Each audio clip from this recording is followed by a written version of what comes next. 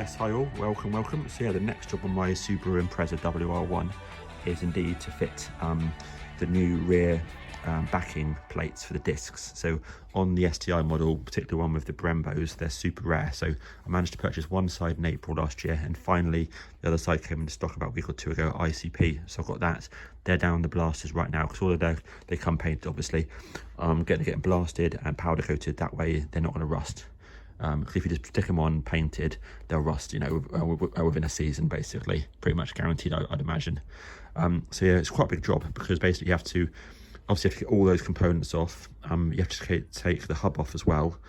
I want to do it properly, so I want to then take the knuckle off. That way I can then knock out or press out the bushing, the last bushing at the bottom, which I haven't done yet.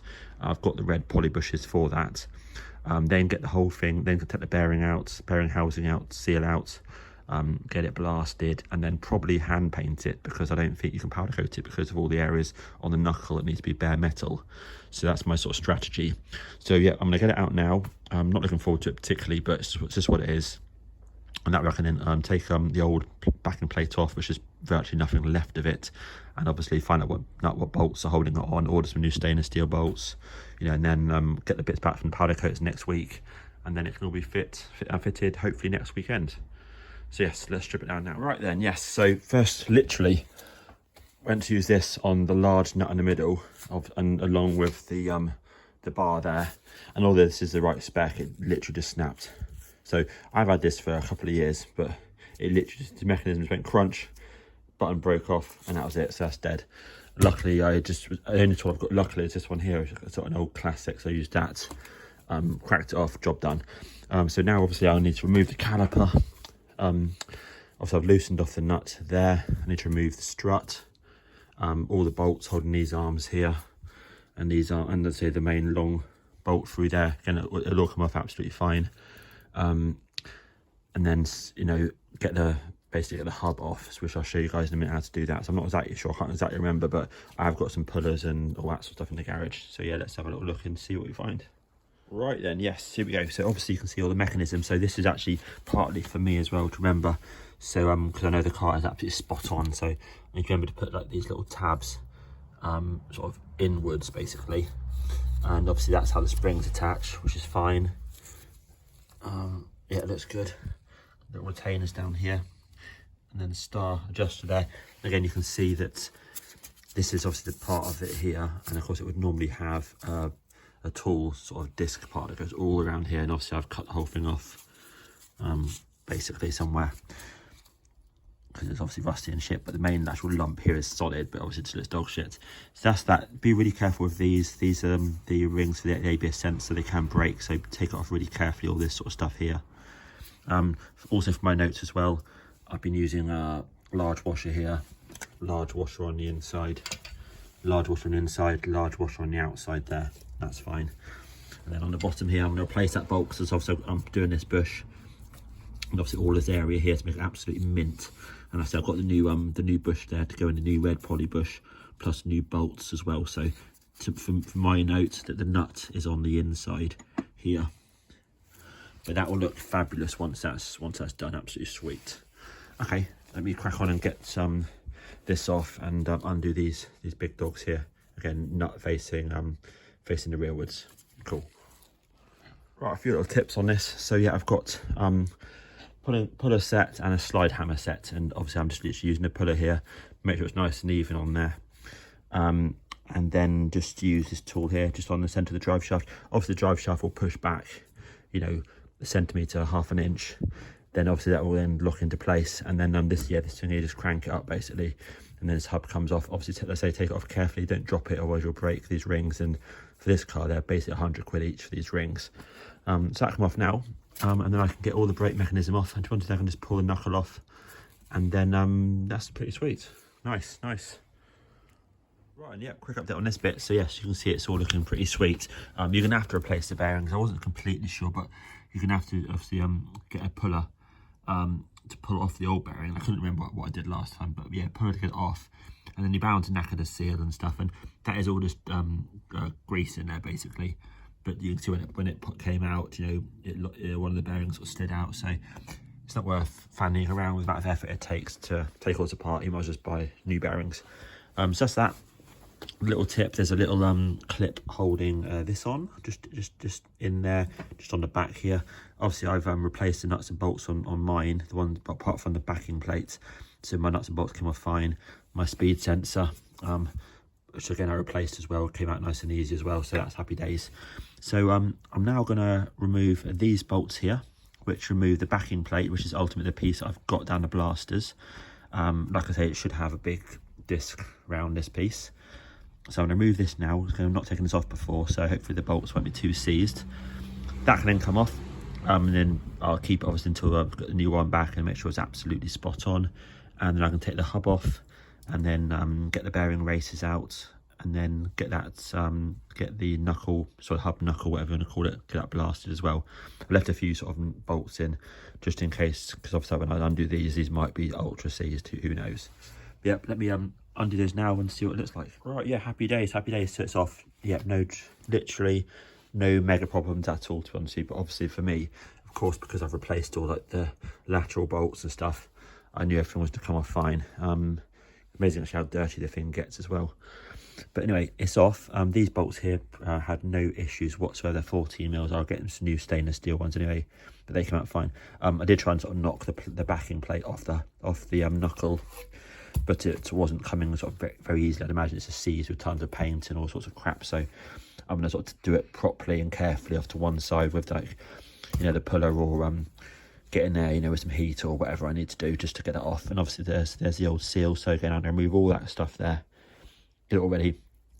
I'm going to get these taken out. Either I'll try and get them out myself. If I can't, then I'll just take these two knuckles to my local garage, who'll press those out for me, ready for the new poly bushes to go in.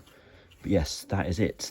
I'm really pleased, because this is the area here that I wanted to get off, get it detailed, get it painted, get it looking nice, clean it up again. That way, for me, the whole bloody car is then done. I don't want to do anything else other than sort of, you know, maintain it. That's sort of, I've done all the difficult stuff, which, you know, taken the last couple of years of fanning around basically. Cool. Okay. Right. So that's basically sweet. Take it apart and I'll crack on the other side, and I shall upload a little video later. Nice one. Right, and yeah, they're obviously off, as you can see. So I'm going to I've got 10 lots of photographs. I'm going to take out the seal there. Bear in mind, this is an STI model, so it's different from other models. And then use my bearing puller just to remove that. Same for that side there. Then I can potentially just, I don't know, like smash this off potentially, or heat it up, or whatever the plan is to get it split in half. Shouldn't be any drama. Then I can basically rub this beauty down and get these out. And then we're looking bloody good. Just give the wheels a quick clean. The happy days over there. Car's looking good. As always, jack underneath the diff. I use a bit of wood. Easy, and support wherever you want to support it. So I've supported it on the proper rubber, the thick rubber things on the axle stand, basically, that sit on the sill. So there's a proper sort of supports it really, really nicely. So that's cool. And I say those are there just to support the weight of the drive shaft, so that they don't, you know, fall out, or don't split or pull the rubber CV cover, you know, off the CV joint itself. That kind of gist, you know what I mean? Anyway, there we go. Totally sweet. And boom, do you know me? Love it, love it, love it. Cool. Okay, there we go. Right, a quick look at that. Yeah, not too bad. Honestly, you need a proper manly hammer there, plus something like a metal chisel. You won't get it apart, you know, with a screwdriver, I don't suspect. Give it a good old reasonable bashing, and yeah, both of them off. It's just great to see. They're 20 years old, you know. But yes, happy days, they're off. So I say, like, get the bearings out now, and then I can tidy it, and then get these beauties out and tidy it up and go from there. Cool. Right, yeah, pile. So here we go. So as you can see, the bushes are out. So obviously you can take it into a garage, get them pressed out. You know, that would probably cost you 20, 30 quid or whatever, you know. But I thought, you know, they looks simple.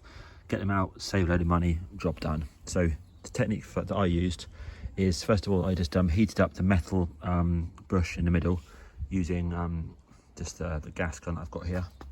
And then once it was nice and hot, did it both sides, and ultimately just smashed it out using, not this one here, but using one of these with like a 7mm socket on the end, which fits perfectly in the middle. Smashed it out, you know, onto a bit of wood. Job done. And then the next piece, and then John, the actual rubber was just basically burning. So what I did is I let it burn for a bit.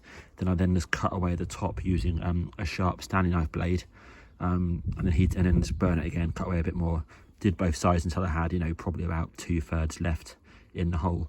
And all I did after that was I just got the electric jigsaw, as you can see here, with just a standard wood blade on it. Got in there, just sawed it around a bit, kind of, and just sort of loosened it up. And then onto I did just smashed it out with this, just around the edges. And it was a little bit hard, but it just popped out using the big hammer. So that's that. So now I can tidy all that shite away, job done, and I'm left with these. Now for the moment I've just left in, you've got here the locking rings that hold off the bearing race in place, and I've left the actual race parts inside there. The reason I'm doing that is I want to make sure that I want to get the bearings first in the post. I'll clean it all up first, then I'll get the bearings in the post, then I can pop these out using my puller. That way I can make sure that I don't cock anything up. It might be mega obvious when it comes to it, but I don't want to cock anything up by putting the wrong bearing in the way around or whatever. So that's why I've left those in for the moment, and I'll just pull them out later. I know that they come out because obviously I put those in myself about a year ago when I did the bearings. Save that side there. Yeah, so now I'm just going to basically get some tools and clean these two up and get them as clean as possible, and then I can put the zinc paint on this part here, but not on this bit here, and I keep that bit there fairly smooth. Put the zinc paint around this section here, paint it black, and then I can then check the bushing fits, and then that's potentially it. Also, once it's on the car, I'll then lano guard it as well for extra protection. Cool. Right, let me crack on and get all this rubbish away. Nice. Then, yep, here we go. So I reckon that looks pretty damn good. Got rid of all the crap on there. Looking really nice. Just giving a quick blow over with the old brake cleaner, and that's I would say it's good to go. So I'll give one more quick inspection, otherwise that can then be painted. Yeah, cool, nice. A lot of effort, obviously a lot of tools, you know, because it's covered in shit. But ideally, I would say get it blasted, then hand paint it, I would say, is my suggestion. Nice one. Now I can crack on with the other one, which is there. Cool. Right then, yeah, so I decided I might as well actually remove the bearing parts, because of course if I'm going to paint it and the bearings are still in there, chances are when I remove the bearing part, it's going to potentially damage the paint and stuff. So first of all, we need to remove the little rings, which are just sort of slotted just in the edge there. No drama at all, but obviously need some circlip pliers for that. Then you need some sort of puller set, and that's a combination that I've used there. And just so you know, this is the set here, a sort of standard eBay special. So that's just released that. Happy days. Little tip for amateurs that was like me at one point. The bearing obviously sits here, and when I did it once, I thought that was the edge of the bearing there. So I